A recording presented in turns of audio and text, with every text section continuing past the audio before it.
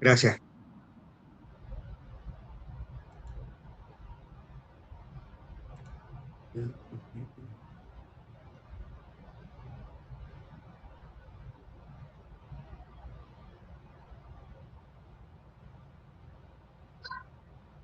Sí se logra ver la pantalla, ¿verdad? Lo que Ahí tengo. está la presentación, hermano. Perfecto.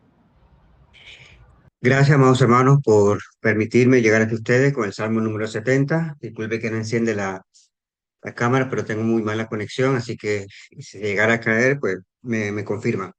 Salmo número 70, donde lo he titulado El clamor urgente de un afligido. Y lo que vamos a encontrar en el Salmo número 70 es un ruego de intervención, y este ruego de intervención en el cual el salmista se menciona en este capítulo es de manera inmediata y a la misma vez expresa una confianza en medio de la adversidad. El propósito del Salmos es instruirnos a buscar de la oración urgente y a la misma vez validando la legitimidad de clamar en el auxilio inmediato de parte de Dios. Y vemos que en el contexto y en la coyuntura en el cual el salmista está orando, lo encontramos en crisis que es extrema. El Salmo nos ayuda a que nosotros como creyentes reconozcamos la condición absoluta de una indigencia espiritual y física. Y vemos que en el Salmo David se identifica como afligido y menesteroso. Y vemos que al mismo tiempo consolida su confianza en Dios como su ayudador y libertador. Y es exactamente lo que el Salmo número 70 trata de transmitirnos acerca de lo que David encontraba en Dios. El Salmo número 70 es uno de los fragmentos más breves que nosotros podemos encontrar, pero a la misma vez es intenso y dinámico en todo el libro de los Salmos. Funciona como una inyección de pura urgencia espiritual. A diferencia de otros salmos que toma tiempo para construir un preludio de alabanza o una extensión en la contextualización de la queja, este texto prescinde exactamente de ese preámbulo y va directo a la yugular de la crisis en el sentido de pedir la necesidad imperiosa de que Dios actúe con celeridad. En la crítica textual, algunos comentarios que estaba revisando nos revela que este salmo es prácticamente idéntico a los versículos contenidos en el Salmo capítulo 40, el verso 13 al versículo 17, y vemos que su extracción y colocación como un tema completamente independiente en el segundo libro de los Salmos demuestra la liturgia de Israel valorada en este ruego como un recurso portátil y autónomo por los momentos en donde el tiempo apremia y las palabras escasean. Según lo que logré investigar, algunos comentaristas mencionan que el texto original es el que nosotros encontramos en el Salmo número 70, pero de igual manera fue copiado para colocarlo en el Salmo número 70, en el Salmo número 40, con ligeros cambios que ya vamos a considerar en ese mismo Salmo. De tal manera que decimos, David está, o el salmista escribe en momentos en el cual el tiempo apremia y realmente vemos que es el grito de una alma que está acorralada. Lejos de hundirse en el pánico, dirige su desesperación de manera vertical hacia Dios mismo. Hablando un poco acerca del contexto de este Salmo número 40, habíamos expresado anteriormente en la introducción que el Salmo número 70 y el Salmo número 71, podríamos decirse que algunos comentaristas lo mencionan que son específicamente una composición única en el sentido de que el Salmo 70 debería estar contenido en perdón, que el Salmo número 70 juntamente con el Salmo número 71, algunos consideran que es un salmo único, debido a que en el Salmo 71 no hay una inscripción en el cual separe la temática que se trata entre el Salmo número 70 y el Salmo número 71. Pero sea como sea, vamos a considerar en este momento y en esta noche el Salmo número 70 de manera independiente. Ya en su momento, cuando lleguemos a estudiar el Salmo 71, pues el hermano que toque este salmo va a complementar lo que este salmo realmente trata de enseñarnos. Encontramos que una de las características más distintivas de este salmo es su alusión repetida y conmovedora a la vejez.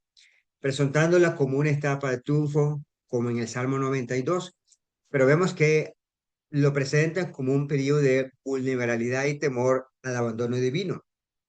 Y notamos que el Salmo número 70 también representa uno de los casos fascinantes de reciclaje y adaptación, lo que habíamos dicho anteriormente, en el sentido de que, lejos de ser una composición aislada, este poema prácticamente es idéntico a la sección final del Salmo número 40, del versículo 17 al versículo 19. Quisiera entonces que leyéramos para tener un contexto general acerca de lo que nosotros vamos a considerar en el Salmo número 70. Salmo número 70, el verso 1 dice: Oh Dios, acude a librarme.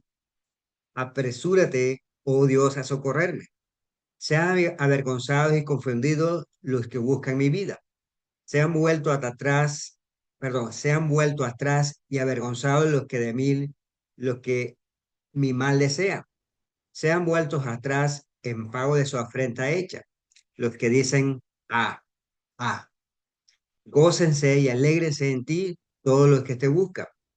Y digan siempre los que aman tu salvación, engrandecido sea Dios. Yo estoy afligido y menesteroso.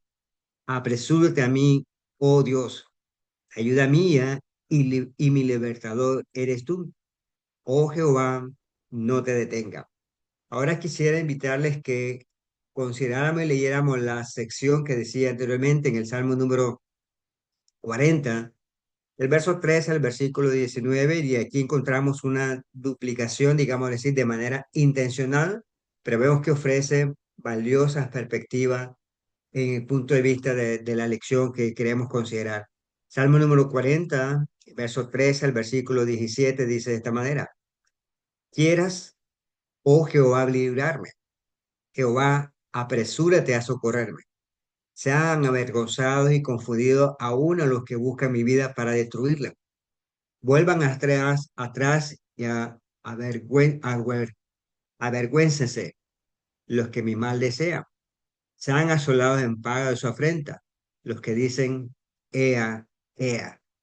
Gócense y alégrense en ti todos los que te buscan. Y digan siempre los que aman tu salvación, Jehová sea enaltecido. Aunque afligido yo y necesitado, Jehová pensará en mí. Mi ayuda y mi libertador eres tú. Dios mío, no te tardes. Decíamos que es una repetición casi exacta de lo que nosotros tenemos en el Salmo 70. Y vemos que funciona como una suerte de antología de emergencia. Mientras que el Salmo número 40 comienza con una retrospectiva pacífica diciendo, pacientemente esperé a Jehová. Vemos que la sección final da forma al Salmo 70, cambiando radicalmente el ritmo debido a una nueva crisis. Al independizar estos versículos, los compiladores de los salterios proveyeron un modelo de oración para aquellos días oscuros, donde el creyente no se encuentra en una etapa de celebrar victorias pasadas, sino una trinchera de ataque presente. Vemos que si consideramos una vez más en el Salmo número 70, la inscripción que encontramos, déjeme, la versión que estoy usando, la Reina Valera, dice al músico principal, Salmo de David para conmemorar. Y esta expresión para recordar o memorial es un término litúrgico que vincula la oración con la ofrenda en el tabernáculo, en el templo. Y vemos que esto, por lo tanto, es un salmo, no es un salmo de un simple lamento privado, es un memorial litúrgico diseñado para recordar a Dios, a sus promesas de pacto y para mantener viva en la memoria del pueblo la realidad de su dependencia divina. Aunque la autoría, como vemos en este título, se le atribuye tradicionalmente a David, el texto universaliza para cualquier siervo del pacto cuya vida e integridad se encuentran bajo el asedio inminente. Hablando un poco acerca de la categoría de este salmo, este salmo básicamente podríamos identificar que es un salmo de lamentación individual, con la especificidad o la uy, perdón, ya me enredé la lengua, especificidad litúrgica de una cíclica que es de urgencia extrema, aunque comparte algunos elementos con algunos elementos con los lamentos tradicionales, es decir, en los lamentos tradicionales hay descripción del enemigo, hay una confesión del desamparo, pero vemos que el Salmo 70, debido a su brevedad y la repetición de verbos en cuanto a los movimientos acelerados, le otorgan a este salmo un carácter único. No es una meditación prolongada, sino un clamor de rescate justamente en el momento, en el campo de batalla. Hablando un poco acerca del análisis de este Salmo número 70, vemos que se organiza de manera concéntrica, alternando los ruegos por la intervención divina con el destino final de los dos grupos en conflicto, es decir, los enemigos opresores y los buscadores de Dios. Tenemos en el Salmo capítulo 70, el versículo 1, en el cual encontramos una invocación inmediata. El Salmo número 70, verso 1 dice, oh Dios, acude a librarme. Apresúrate, oh Jehová, socorrerme. Vemos que el Salmo se abre con un sentido de crisis cronológica. El salmista utiliza los dos nombres divinos distintos que se menciona, que vienen en cuanto al idioma hebreo, que es Elohim y Yahvé, y vemos que lo hace para equilibrar el poder universal del Creador con la fidelidad del Dios del pacto. Y el núcleo del verso reside en la demanda que encontramos aquí en cuanto a la velocidad y a que es aceleridad, en cuanto a los verbos que encontramos que es acudir y apresurarse.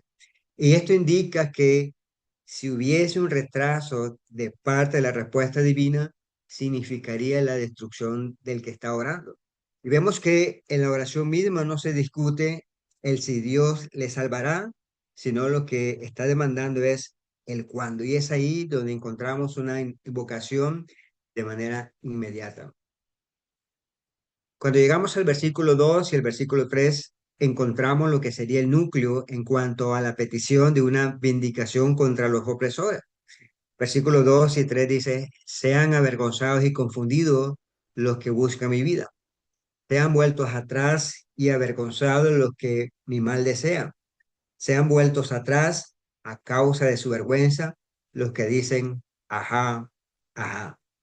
El salmista detalla la naturaleza del ataque. No se trata solo de una amenaza física en el sentido que el salmista dice, buscan mi vida, sino de un asalto que es psicológico y espiritual. Y encontramos que la expresión ajá, ajá, representa la interjección semítica de la burla maliciosa y el regocijo por la desgracia ajena.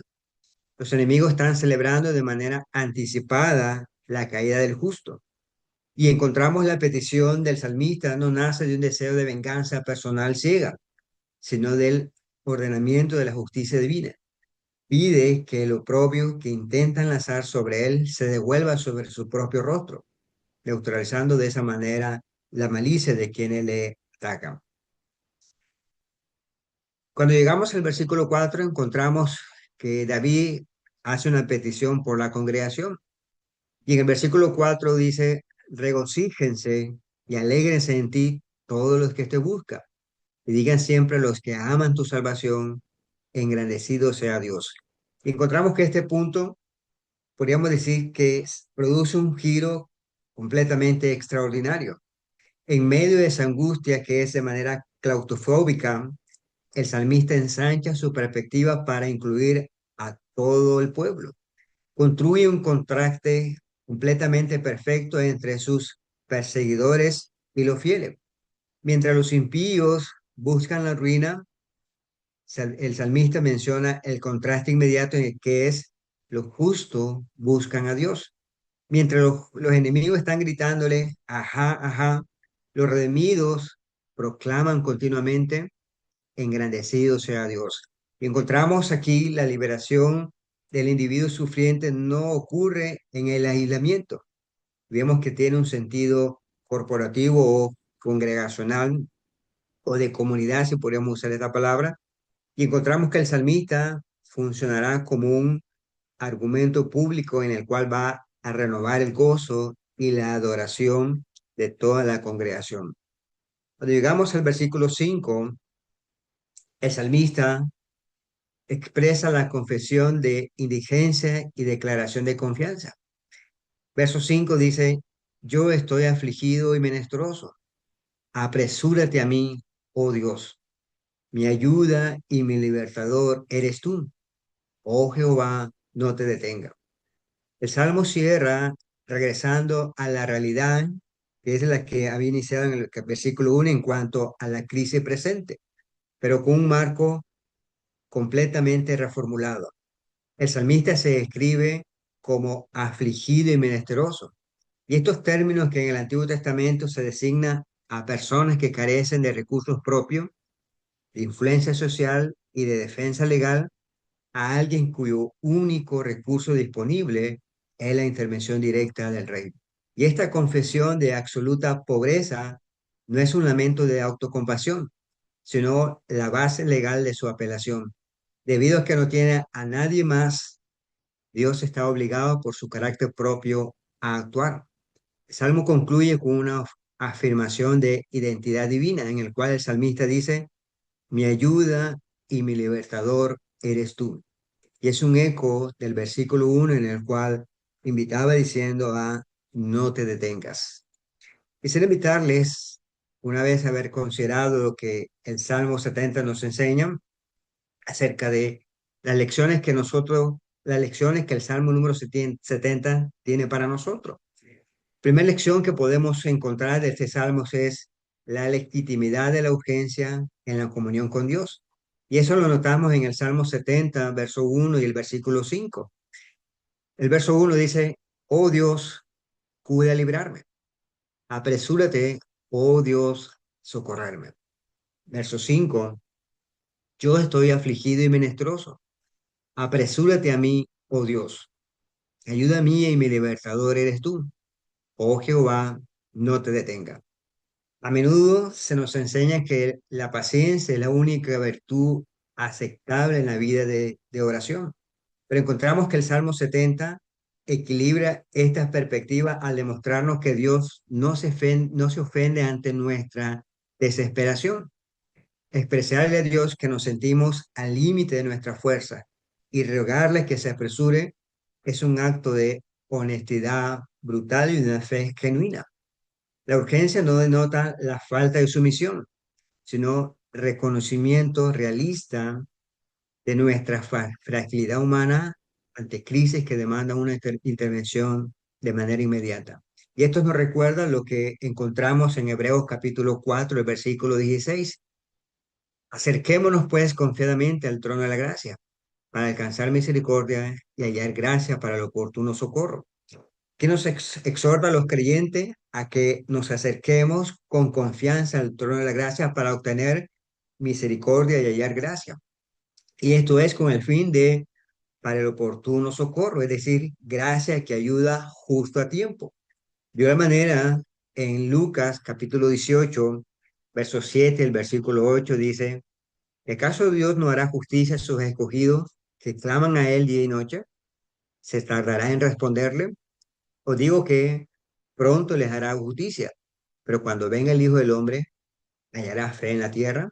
Y vemos que en Lucas 18, versos 7 y 8, Jesús asegura que Dios hará justicia a sus escogidos que claman a Él día y noche y que responderá de manera pronta. La segunda lección que podemos encontrar en este Salmo 70 es la identidad de la indigencia espiritual.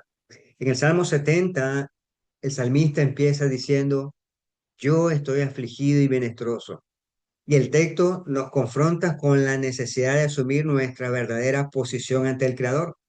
Somos seres afligidos y menesterosos en una sociedad que idolatra la autosuficiencia, la autonomía y el control absoluto de las circunstancias. El Salmo 70 nos recuerda que la verdadera fortaleza espiritual comienza cuando admitimos nuestra total bancarrota moral y operativa fuera de la gracia divina. Reconocer nuestra necesidad no nos debilita, nos califica para el socorro de Dios. Y esto coincide plenamente con la enseñanza de Jesús en Mateo capítulo 5 el versículo 3 en el cual dice, bienaventurados los pobres en espíritu, porque de ellos es el reino de los cielos. La primera bienaventuranza del Sermón de Monte inaugura el acceso al reino para los pobres en espíritu, es decir, aquellos que reconocen su absoluta bancarrota espiritual y dependencia ante Dios. Y esta realidad se complementa con lo que nosotros encontramos en la segunda carta de Corintios, capítulo 12, el versículo 9. Y él me ha dicho, bástate mi gracia, porque mi poder se perfecciona en la debilidad. Por tanto, de buena gana me gloriaré, más bien en mis debilidades, para que repose sobre mí el poder de Cristo. Y lo que leíamos en la segunda carta de Corintios 12:9, donde el Señor declara que su poder se perfecciona precisamente en la debilidad humana.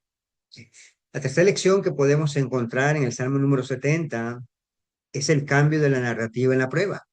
En Salmo capítulo 70, el verso 13 y el versículo 4 dice, sean vueltos atrás en pago de su afrenta hecha. Los que dicen, ah, ah, alégrese y gócense en ti todos los que te buscan. Y digan siempre los que aman tu salvación, engrandecido sea Dios. Cuando atravesamos agresiones, críticas o temporada de profundo dolor, el entorno suele llenarse de voces desalentadoras que imitan el ajá que encontramos en el versículo 3 de los enemigos, sugiriendo que nuestro Dios nos ha fallado. La lección clave aquí a aprender es a silenciar la narrativa del enemigo mediante la anticipación de la alabanza de manera congregacional. Nuestra oración en medio de la crisis debe apuntar a un fin mayor, que nuestras vidas vuelvan a ser motivo para que la iglesia proclame que Dios es grande. Miren lo que dice Filipenses capítulo 1, el versículo 20, conforme mi anhelo y esperanza de que en nada seré avergonzado. Antes bien, con toda confianza como siempre, como también será magnificado Cristo en mi cuerpo, o por vida o por muerte. El apóstol Pablo articula este mismo anhelo en la prisión, expresando su confianza en que Dios será engrandecido o magnificado en su cuerpo, como dice el versículo, ya sea por vida o por muerte, neutralizando la aparente victoria de sus verdugos. Y vemos que se conecta también con la primera carta de Pedro, capítulo 4, verso 13 y versículo 14, en el cual dice, si no gozaos por cuanto soy participante de los padecimientos de Cristo, para que también en la revelación de su gloria os gocéis con gran alegría. Si soy vituperado por el nombre de Cristo, soy bienaventurado, porque el glorioso Espíritu de Dios reposa sobre vosotros.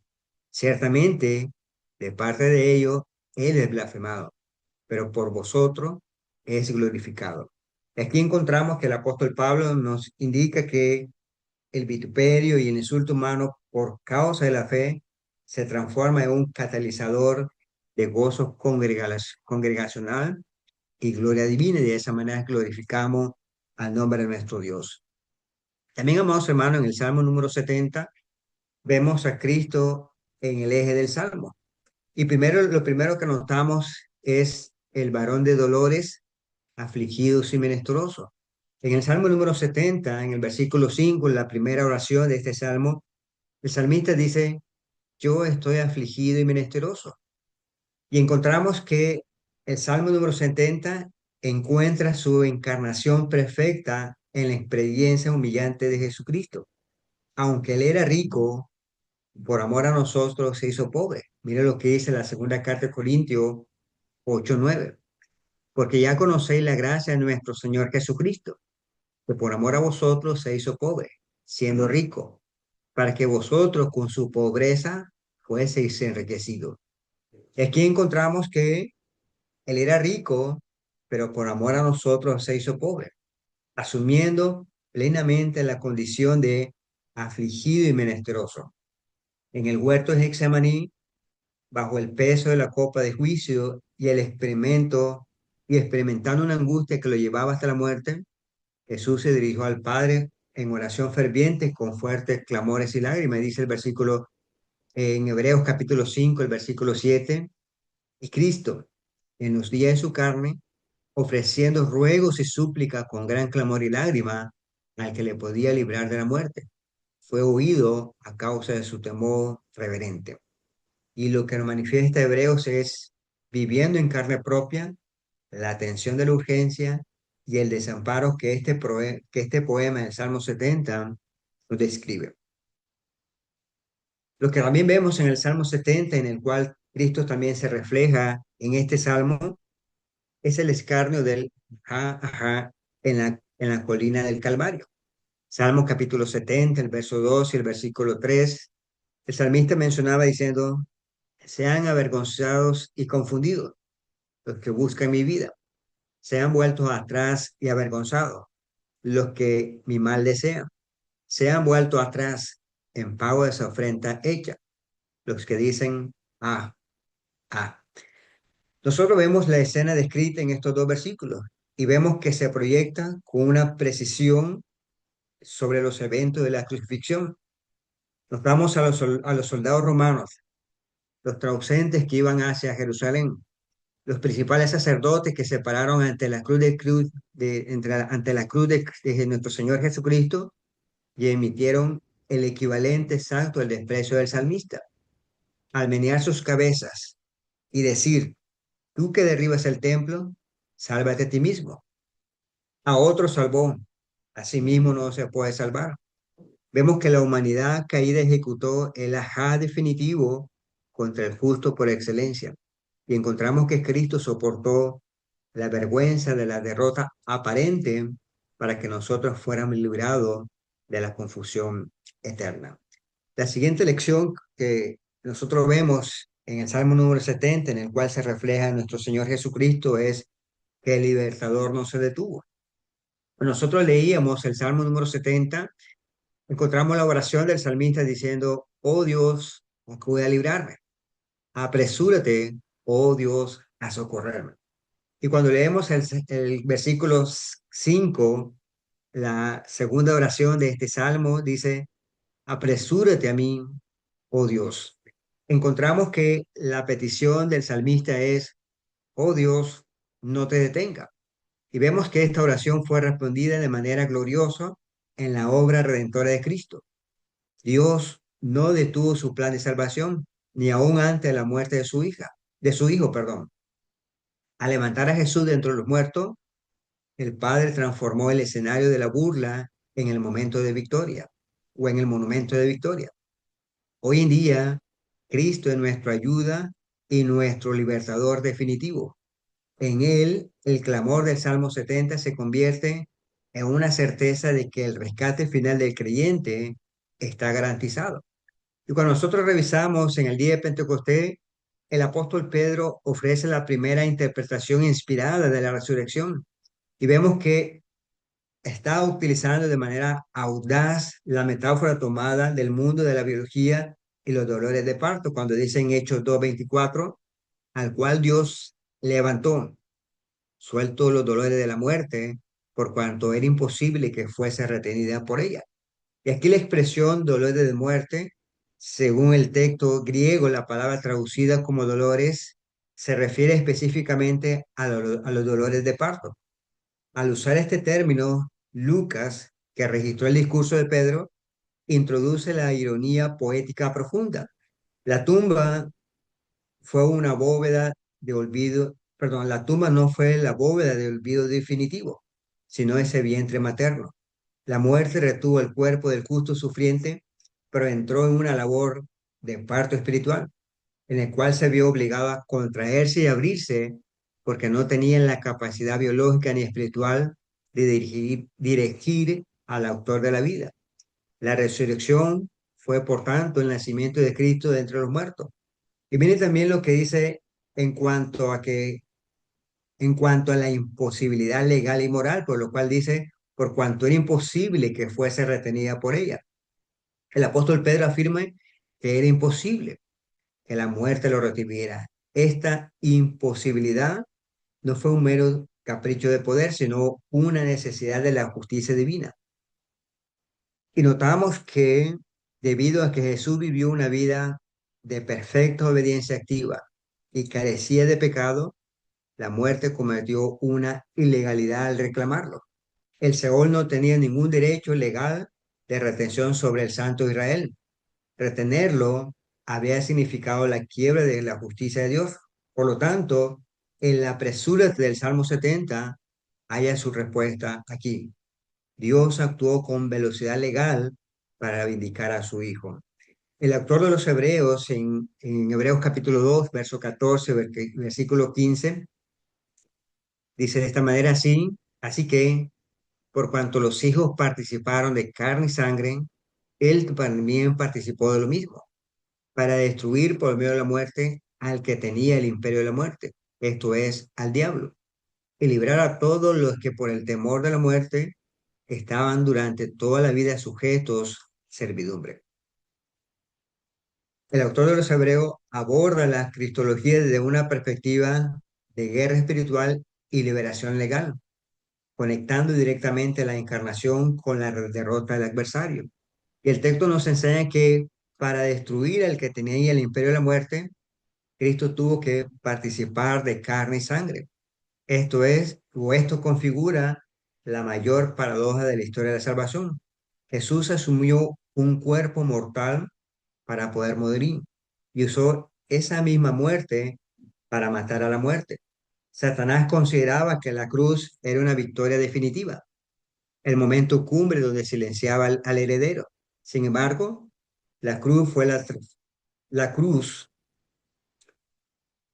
fue la trampa divina. Al clavar a Cristo en la madera, el enemigo agotó su único arsenal legal, podríamos decirle, en cuanto al juicio por el pecado sobre el sustituto inocente. Y encontramos que el arma del diablo se convirtió en el yunco o en el yunque sobre el cual su propio imperio fue triturado.